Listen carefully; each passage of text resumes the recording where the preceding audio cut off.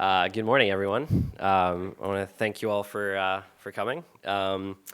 I do want to echo some of what the introductory speakers were saying about school, about startups. When someone says that you learn a significant amount outside of school and in the workforce, I couldn't agree more. It's extremely true. You can learn all of the theory in school, but it's when you actually try to apply it that you learn, that you really accelerate all of that knowledge. So I completely agree. And something like the Cyberport program looks amazing. I was walking through here and I saw all of the offices and stuff, and that looks so much better than when Dropbox was very small. And so no, I think this is a great opportunity. I'm going to start out just by that's going a little bit too fast here, but I'm going to introduce myself real quick. So my name's Max. I am at Max Belanger on Twitter. That's for you, Josh. I am from Canada, and I graduated from the University of Ottawa in 2011, and I joined Dropbox as an intern in 2010. And basically what happened is I loved Dropbox. It was great, and I couldn't leave, and so I just stayed, and I'm still there to this day. Dropbox, we were about 20 people when I joined. So it's gotten somewhat larger since. Before I start, I just want to say that, first of all, I love Hong Kong. This is a great city, and I love every time just coming here. It's also just a pleasure to talk to everyone today. I think a lot of you are doing startups right now. You're in this very just awesome moment of your lives, I think, where you're working really hard, you're not really sleeping. It sounds awful, but it's actually really fun. And my only advice to you is enjoy it while you can, because it changes really quickly. And it's one of the most fun moments of my life. So I'm just doubly excited to talk to you guys today, because I know that all of you are kind of in that situation. Now, before I start with anything, I just want to go over a little bit about what we do at Dropbox and a little bit of our history. So what is Dropbox exactly? Well, it's many things now, but basically it's the magic folder that syncs. So the basic premise is you drop a file in your Dropbox somewhere, and it'll appear everywhere, whether that's on a phone or on a desktop, a laptop, or anything else. We work pretty much everywhere, so that means Mac, Linux, Windows, Android, BlackBerry, iOS. And our goal is really to become a safe place for all your stuff. So a little bit of history. So Dropbox was founded in 2007 by Drew Houston and Arash Ferdowsi. They were notably funded at the time by Y Combinator, which is the seed accelerator program that is founded by Paul Graham. It's one of the most popular and most successful programs in the United States. And the way it was started was through a demo video on Dig. Does anyone remember Dig? Dig is now pretty much dead, but at the time, Dig was the very popular platform for spreading information. And so the first thing Drew did was really record a quick video on Windows and Mac that demoed what Dropbox did, and that video went viral almost immediately, and it was Dropbox's first media splash. And so it's become a bit of an interesting topic in studies of exactly why that worked so well for Dropbox. But it's a technique that has since become a lot more popular. Now, fast forward to today, our founders have a lot better photos. They look amazing on this. I don't even know how that. Wow. Anyways, it's just ridiculous. Probably a little bit, I would imagine so. They kind of look like they're made of plastic. It's amazing. Now, today, Dropbox has grown to over 1,000 employees. We have offices all around the world. We're in San Francisco, but we're also present in Seattle, New York, Paris, and Sydney, and we're opening more and more offices almost yearly.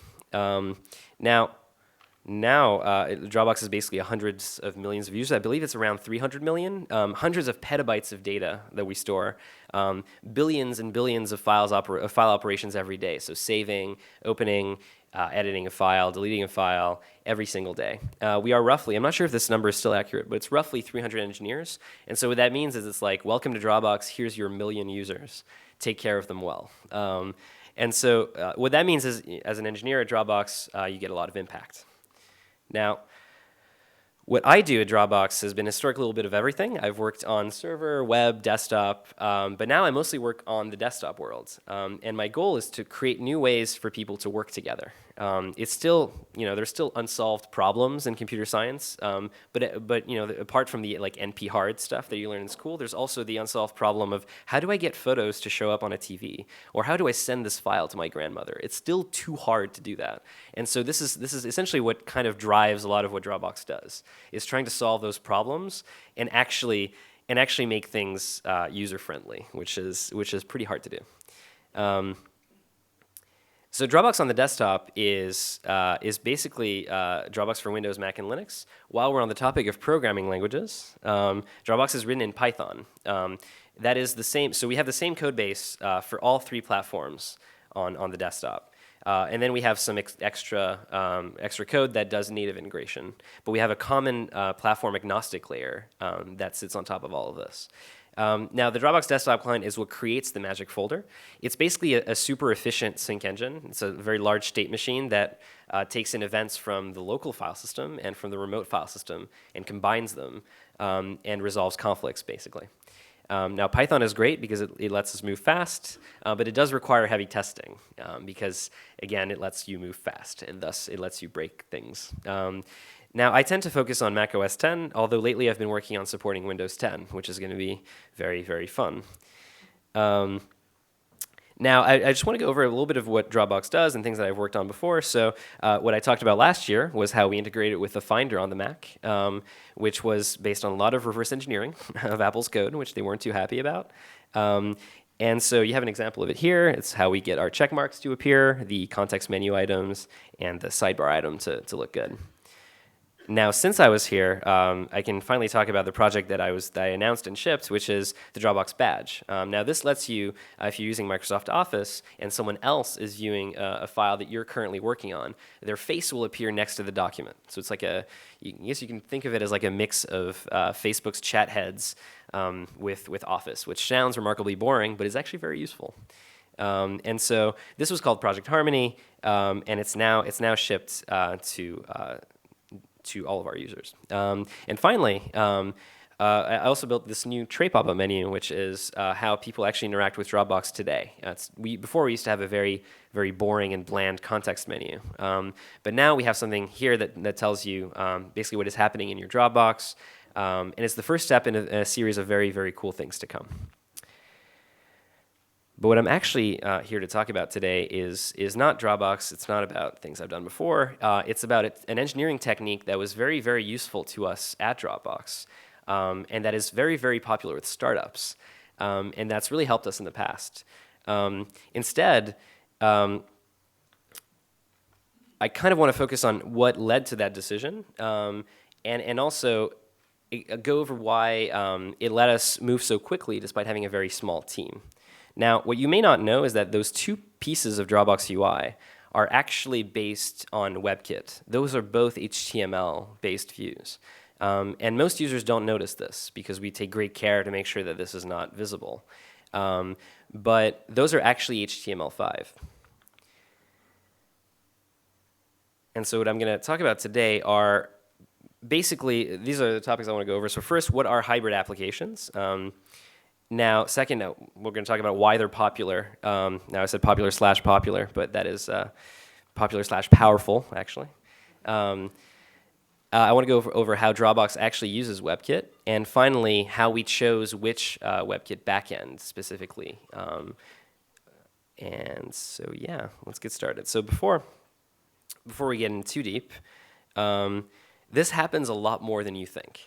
And so for all the apps you think are fully native, there's almost always a Webview in there. And so beyond just the browser, there are actually dozens of the most popular apps out there that use web-based rendering. So if you look at Steam, for instance, the game client actually has WebKit inside. So that way, when you're in a game, you can go browse for tips. And in fact, the entire Steam store is a web application. Things like Wunderlist and Rdio also is almost all web. Same with Spotify, almost all HTML5 and JavaScript. And then Slack, which is sort of the new kid on the block that everyone really likes, is also on the Mac a purely web application. And it goes beyond just third-party apps. There are also OS-level components. So things like the App Store on the Mac iMessage. So if you used iMessage on a MacBook, it's actually mostly web-based. You just really can't tell.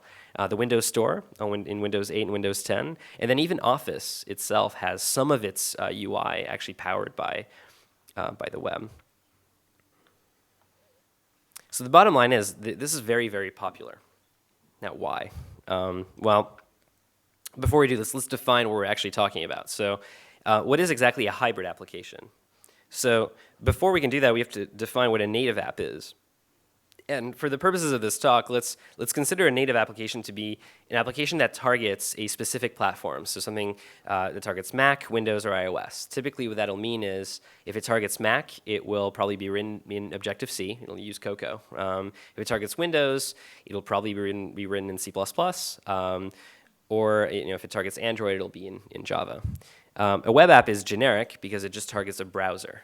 And a hybrid is something that combines a little bit of both. So you have the native elements, but you use the web elements wisely as a way to accelerate your development. And so the whole point is to take the native parts and the web parts and blend them together in an experience that's actually seamless. So your users don't have to understand that they're in a browser or not.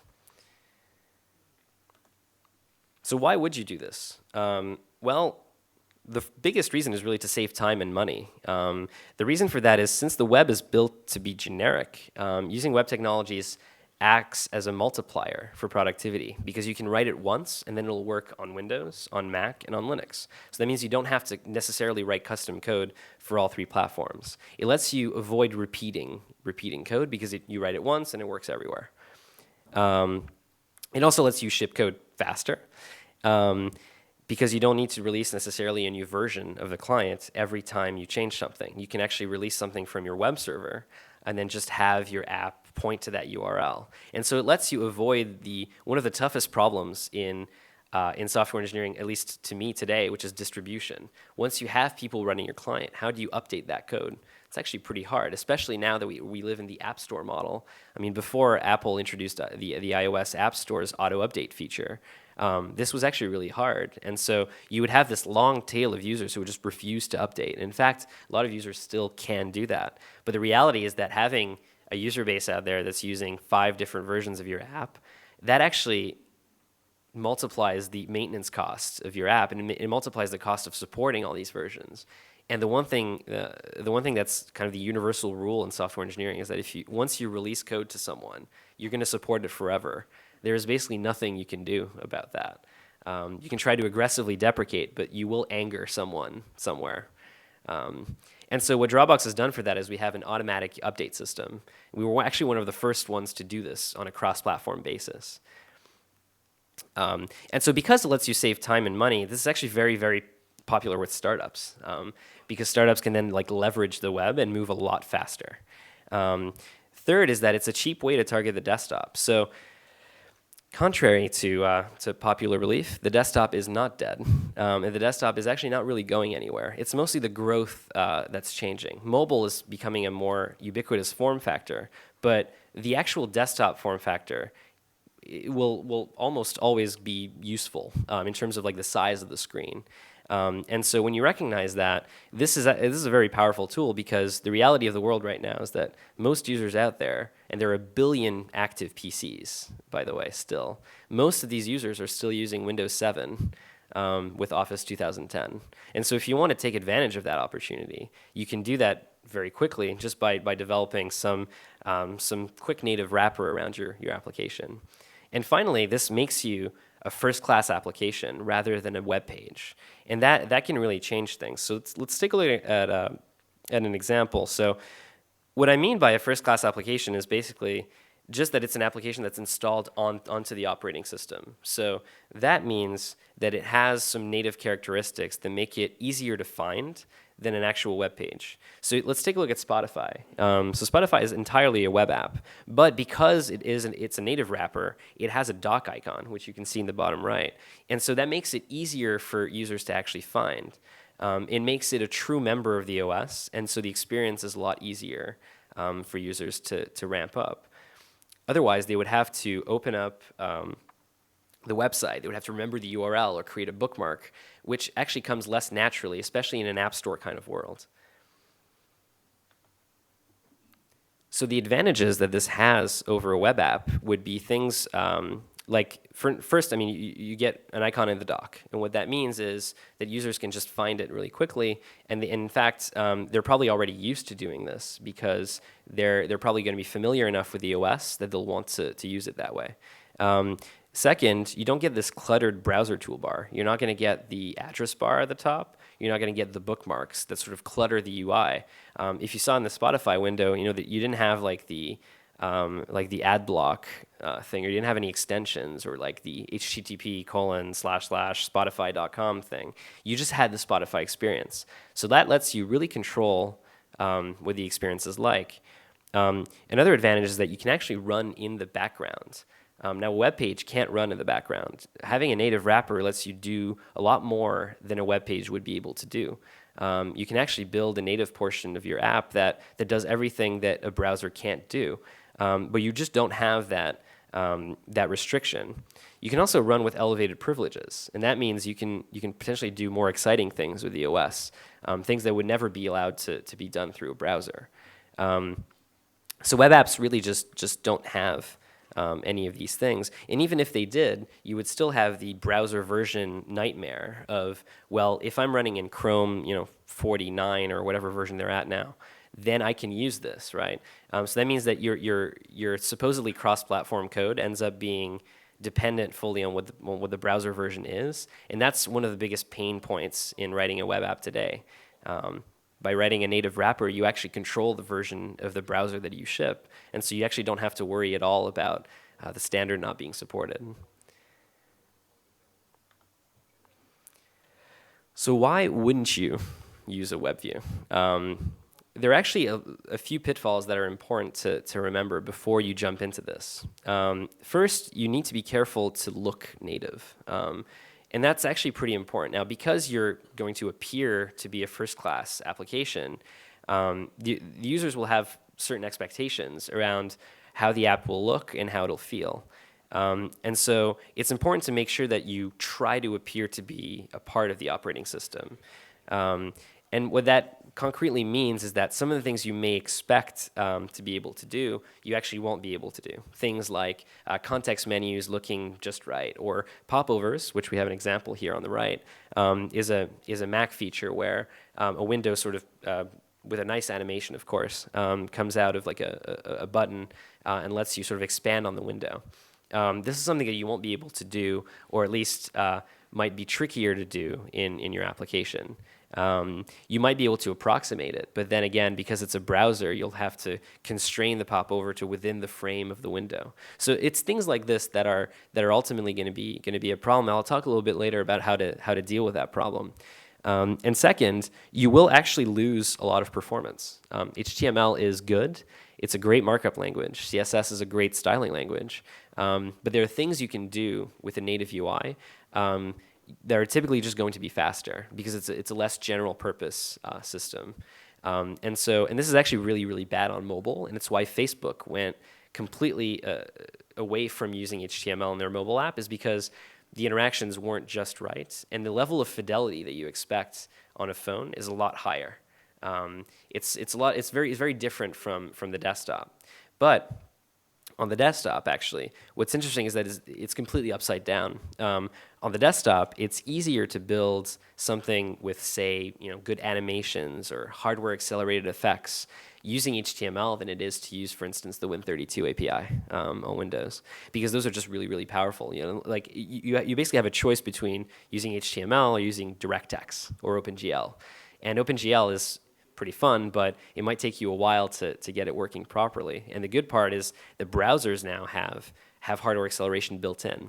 And so this lets you actually, on platforms like Windows, where the bar is very low, to be honest, or the learning curve is very high, you can actually get effects that would take you months of development if you tried to do it with DirectX, for instance. And so it's really about finding out where the web advantage is the most useful and really leveraging that. And so that's why you've seen apps like Slack do this, because they already have a web app, and with a few tweaks, they can get it to become an actual native application. And then they can iterate really quickly and experiment on the UI and change that as they see fit. And I'll talk about this a little bit later, but once your product is more stable, that's the point where you can go, all right, I want this to be native. I know that this UI will probably change less. And then you can actually make that investment at that time. But the good part is it allows you from overcommitting resources to native UIs from the get-go, which is something that when you're in a small company or like a startup, you really don't have the time to work on everything. And one of the key factors of a startup success is figuring out what problem to actually solve. As an engineer, I just typically will tend towards problems that are interesting or hard, but those might not be the most business like important problems that you can solve.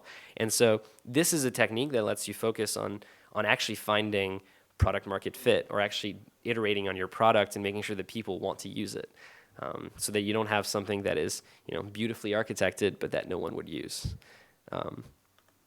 So what to do? Well, the first rule is that we've determined is don't use web views on mobile. The technology just really isn't there yet. And Facebook has basically proven that it's a bad idea to try to do this, at least now. It's actually quite possible that HTML5 will become good enough in the near future to make this possible, but in the meantime, you really can't get the level of detail that Cocoa Touch on iOS or Material Design on Android would give you. And so for now, we've decided not to use web views on mobile in a generalized pattern, though we actually use them in some parts of the UI, things like opening shared links, things like that. And then once you've decided that you want to use the web views, well, there are 3 steps. So first, you want to choose the right web engine. You want to choose a web engine, and there are a set of characteristics, but you want to choose wisely, because that's the thing that will be rendering all your HTML. So you really want it to be good. And second, you want to start choosing which parts of your app are actually going to be web-based. And also there, you have to really choose wisely. And you have to sort of identify which places are least likely to change. So we'll go into more detail about this in a bit. If you need more than what HTML gives you, which is pretty rare, but will probably happen at some point, and then what you want to do is actually enhance the browser. You want to make this web engine even more powerful by adding your own sort of custom code. And then you kind of repeat this, hopefully from step 2, and then just keep adding more views. So first things first, we have to choose a web engine, and that is not easy. So there are dozens of options now. In fact, a lot of this has come up very recently. Dropbox looked at this about 3 years ago, and half of these didn't exist at the time. But these are the options that we have today. So we have things like the Chromium Embedded Framework. We have Qt or Qt. We have MacGap, Node WebKit, now called NWJS. We have Mac OS X's basic WebView controls, of which there's a new version now called WK WebView. And then in Windows 8 and Windows 10, there's the Windows Runtime, which is actually pretty powerful now with respect to web apps. So what do you look for in a web engine? So what you really want is something that is well maintained. So the first one is very important, and the reason why is because there's going to be bugs. And not just rendering glitches, but there's going to be security bugs, and those are the worst. Security bugs are obviously very important to Dropbox for obvious reasons, but they should be important to all of us. It's very important that your app doesn't breach the user's trust in you. And so what you want is to stay ahead of the curve and have something that really tracks what the latest developments are and would get these bug fixes quickly. And second, you want something that's standards compliant. The reason for that is you want really the most powerful browser possible at your disposal. You want something that will let you use all the fancy HTML features that are available. Things like the hardware accelerated animations or some of the new box model like layouting engine, things like that. Because that means that you'll be able to recruit any web developer out there who knows these standards, and they'll be able to be productive on day one. And third, you want something that is secure and high performance. And typically that's looking for a type of architecture where the rendering is done in a different process. But this is mostly a shout out to Chromium, because they came up with this architecture that is just a lot more secure and a lot better at using system resources. But what we mean here is something that is really high performance. The last thing you want is for your user to notice that your app just seems sluggish or slow. And so when you look at all three of these, really the Chromium embedded framework is probably the most popular. It's the one that almost everyone out there is currently using. It's based on Google Chrome's engine, so it's very, very fast. But it's not the only one. There's also Node WebKit and WJS, which is actually very, very easy to use. In fact, I'll be going over a quick tutorial of how to do that in the workshop tomorrow. What we actually chose at Dropbox is Qt. Now, the reason for this is it's also actually based on the Chromium web engine, so it's also very powerful. But we also had this desire to still be able to write native UIs, because we often want to integrate very deeply into the OS. And so that makes our choice a little bit unorthodox. So now that you have a web engine, you have to choose what in your app will actually will actually be based on the web. So you have multiple options, really. You can take the entire app, which is what actually most startups will do, or most products that aren't quite yet established yet. They're just going to take their entire website and make it an app. The reason for that is it's very simple. It lets you iterate really quickly on the app. And so you see things like Slack, for instance. Slack is the Slack app is purely a wrapper around their website right now. The same with Spotify, actually. The biggest advantages there is that you really don't have to update the client app very often. In fact, you can update almost purely on your schedule, which is very, very valuable. Another thing you can do is only target some parts of your application. This is something that Microsoft Office does. It's something that Dropbox as well does, and that's more typical of products that are more established, where the UI is less likely to change. But the golden rule here is really that the Webview is very useful when you have a part of your UI that's going to change a lot, or that's really dynamic. If you really need to. So if you're hesitating, well, try to imagine the cost. Try to estimate the cost of building that piece of UI using Objective-C as opposed to HTML. And if in your head you go, oh, I really want to build this in HTML, it's probably a good candidate for a web view, at least to start off. And so once that's done, really what you want to do is then point that web view to the URL on your server. So let's take another example. So this is Slack. It's sort of the new kid on the block in Silicon Valley. It's very popular. It's basically a chatting application for Teams. The entire window here is actually just pointing to the Slack website. That's really all it is. But when they released this, the press went crazy. Everyone went crazy. It was like, oh, they have a desktop app. How quick? How did they do it so quickly? And this is really what's available to you, because it's not that they didn't create a desktop client. They have a desktop client, and it works. And people are using it very differently than they're using the website. It just so happens that what's inside that window is really the exact same thing that's on the web. But that's given them a lot of traction, and something that's very, very useful when you're first starting up, because it lets you understand the difference between how people use a desktop application versus how they use it in the browser. And there's actually a significant difference for this. But let's say this isn't enough. For most applications, having a web view like this is going to be sufficient to do pretty much everything you want. But for others, you're actually going to want more functionality. You're going to want to do things like access the file system, or do things that a browser typically wouldn't let you do. Examples, again, would be like notifications, or working offline even. Now, since you can actually control the browser, you can change it. That's great.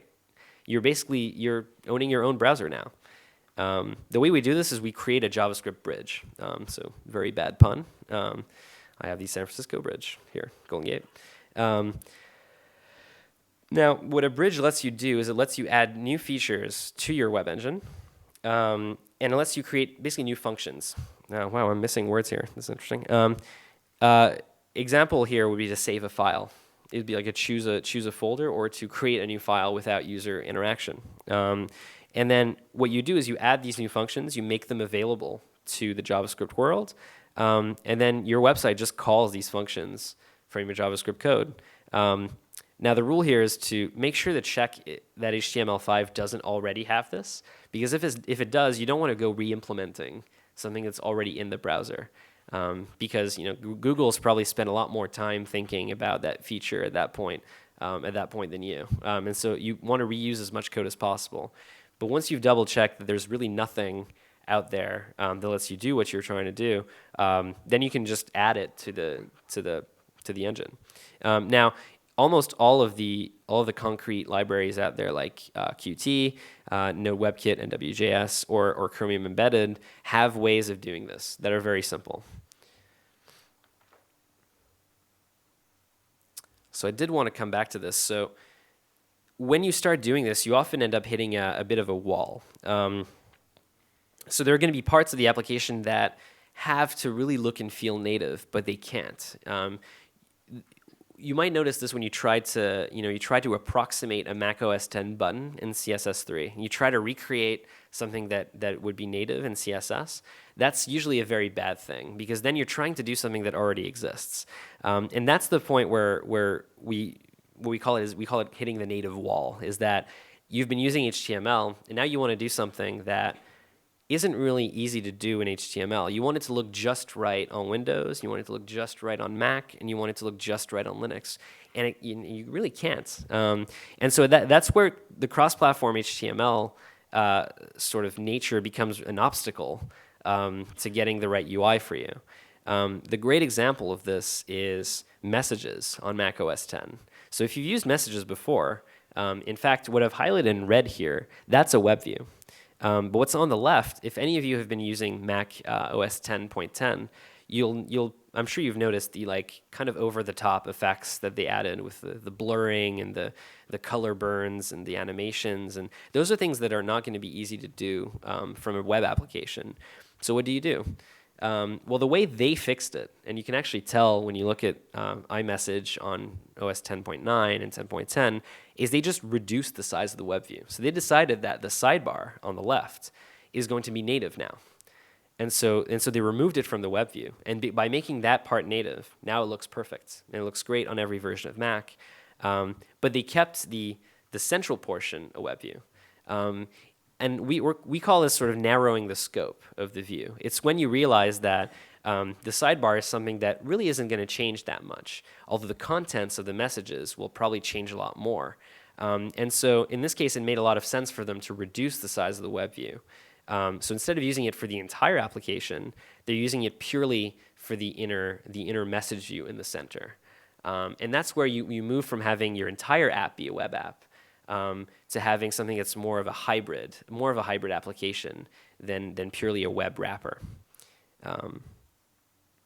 Because trust me, it's not possible to do Mac OS X's blurring effects in CSS.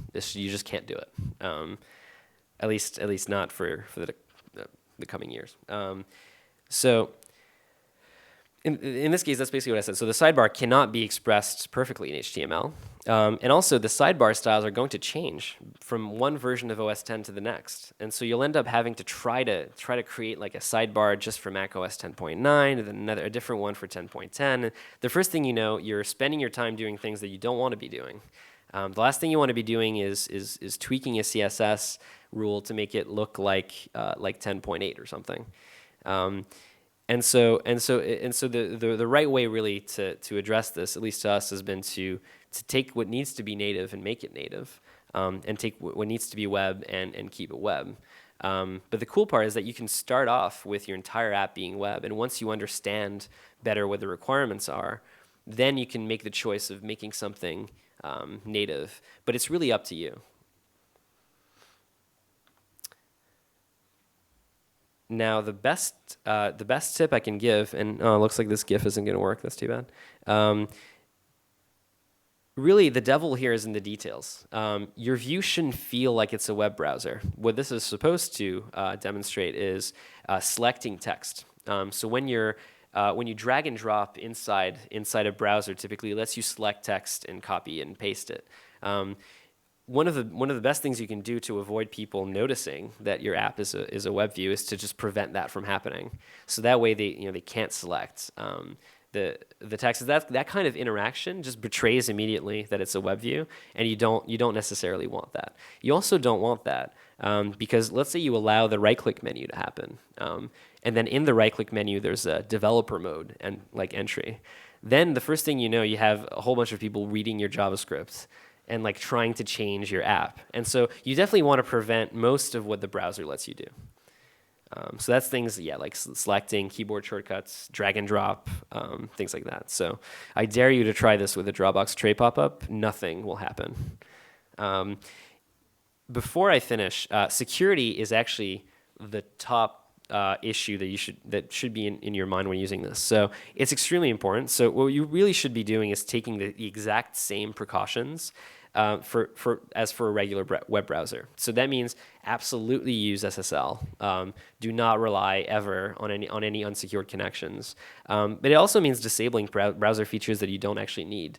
Things like plugins or Java. Why would you ever need Java? I mean, that's like a bit of a strange question, but things also like controlling navigation. So you don't want like someone to randomly end up on google.com inside your app, because then that just ends up with like a very strange experience. And so you definitely want to limit what the browser can do.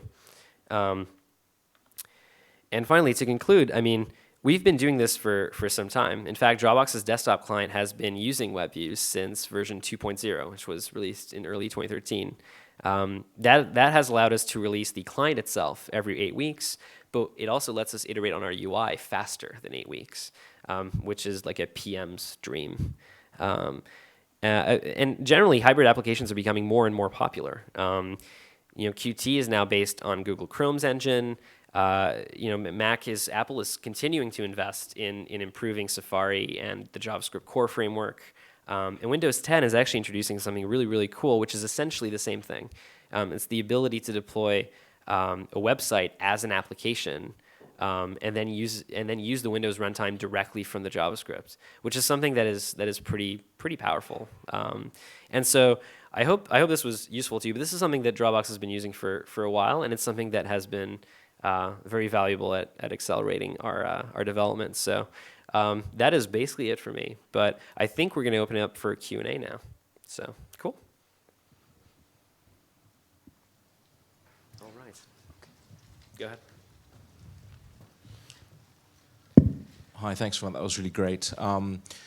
So my question, you to point about the security and the sort of the security model, in some sense, you're sharing it between sort of the web side standards model and your own proprietary stuff. Yeah. At the same time, Dropbox was implicated in sort of like the NSA stuff. So could you share any experience on what do you think the balance of the security model are? What have you discovered as far as the shared security model between open standards and your own proprietary work?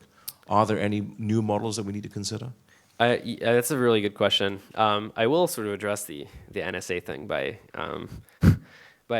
saying that, I mean, security is like of the utmost importance to Dropbox. The one thing that we care about above all else, and this is like quite clear, we have like when you enter our office, the first thing you see is a big poster that says "Be worthy of trust." And so the one thing that we actually focus on above all else, and we will block product shipping for this, is that people's data is secure. And so what we do for that is we essentially enforce things ranging from, obviously you guarantee SSL always. We have this requirement on our website that you actually cannot open an unsecured connection to Dropbox anymore. And this ranges all the way to certificate pinning, things like actually using the SSL, like OpenSSL, and then like ensuring that only certain ciphers in TLS are used. This is not something that is extremely easy to control within web engines, unfortunately. But what we typically do is we make sure that for things like authentication, like the way when you first open a view, if your app is very much a hybrid, what you want to do is be able to authenticate that web view in a very secure way, without relying on some of the tricks that a browser would typically rely on. So being able to control the cookie jar and things like that, being able to control like actual network requests, lets you inspect a lot, or actually control what ends up happening. So what we do is, we actually verified that we're actually talking to Dropbox, because being a browser lets you do a lot more than what Chrome would. So rather than just blindly follow what the CA on the system would tell us, we would actually verify that our cert is actually our cert. And so it's like an added layer that you can add. But as far as standards for these web views in particular, we haven't. We basically follow roughly the same guidelines than for our website, and so that's. I mean, I don't directly work on our website very often, but those are things like we're very aware of all SSL termination code on our end, and we make sure that we track vulnerabilities very quickly, and we make sure to enforce SSL on very, very specific ciphers of TLS, for instance.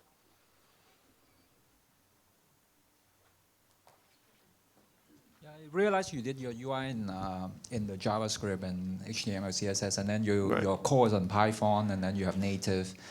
Can you kind of give us some hint as to how you do all these integration testing, wrapping everything together, and making sure everything works and your code stream is consistent? Right. So what we try to do there is, so the desktop client is. So I should have mentioned this.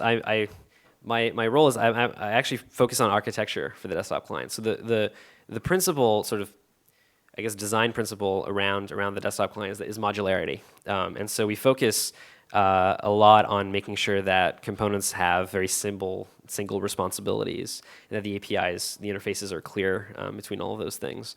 And one of the things you realize when you look at sort of like a body of components is that some of them are going to be native, others are going to be in Python, some might be in C++, and you're actually going to be forced to have some native components at some point. So we've kind of accepted that, these sort of like non-homogeneous nature of like how everything comes together. And what we do to deal with that is we have some like very simple principles around like everything needs to have an interface, everything needs to have very clearly defined contracts and very simple responsibilities, and everything goes through an architecture review.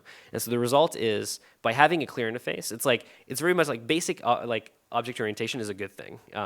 Is kind of like the basic rule here is that by having a clear interface, you're able to unit test yourself a lot better, and then you can also integration test a lot better by mocking out what the other components are, and so it ends up just really working out. And so modularity for us has been the main thing, sort of guaranteeing that integration testing works well. Now there are very specific issues with web-based views. It's kind of harder to put your finger on exactly what the service is you're providing. And so the way we sort of share responsibility for the views is that there's actually a team that works directly on the web that owns the view itself and the QA process and the actual integration testing of the HTML. And they do this completely separately from the desktop client. And then they have part of some people on that team who are responsible for the QA of the view on the desktop, and they work closer with the desktop client team to make sure that works. And then there's the desktop team itself, which makes sure that the web engine is working properly, and QA is the web engine and the basic features that we provide. And so we essentially define a browser spec, basically, that we give to other teams, and we say, this is what the client will be doing, this is what you can expect, this is what you can't do, this is what you can do.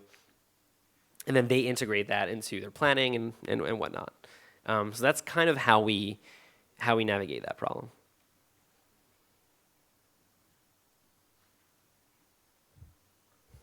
Due to time constraint, we will only entertain one last question. And in fact, during the lunch break, you can all approach our speakers. Yeah. Cool. Hi, Matt. Hi. For your CAN application, you use the Webview. But how you handle for the CAN without internet connection? Right, yeah. So one thing I should have mentioned is that any web view that you make will have to deal with sort of the meta problem of the view itself not being functional. And so that responsibility actually falls on the desktop code. So if you fail to load the HTML, you want to have like a very custom experience. You want to make sure that you don't just show a 404 page somewhere, because that's like the worst thing that could possibly happen. You want to be able to deal with like a 500, a 404, and you want the experience to be customized. And the way we've done this is that for every view that anyone wants to add to the client, they have to handle it. It has to be part of the spec for the design. Is, well, assume that the internet connection is broken. Assume that anything that could go wrong will probably go wrong at some point. And then be able to at least deal with it in your design. So that way we never end up in a situation where we have a feature and it's sort of like partly implemented. And so there is going to be this strange blurry line between sort of the web part and the native part. But for things like the page itself failing to load, there's nothing you can add to the HTML to solve that because it'll never even load. And so you just have to make sure that you actually cover this from both sides. Yeah. Thank you all for your questions, and thank you, Mr. Belanger, for his elaborated answers. Cool. Thank you.